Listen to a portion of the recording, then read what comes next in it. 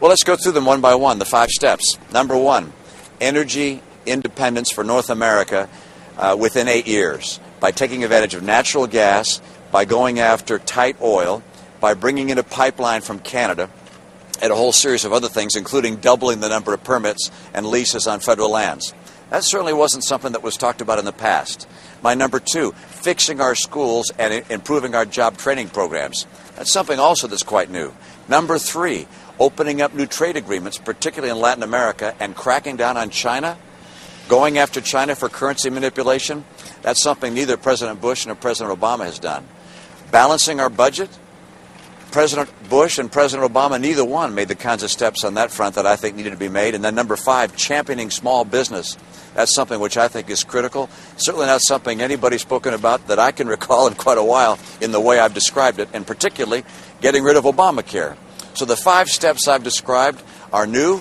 I'm happy to go into them in great detail. I know you don't have the time to do that right here, right now, but I'll do it more today in the rally. But my plan is designed to meet the new demands of a new economy and the new economic realities that exist today. We go back 10, 20 years, we had a very different type of economic setting where China, for instance, was a small participant on the world stage economically. Today, it's a major player, and we have to consider our economic policies in light of how the world has changed.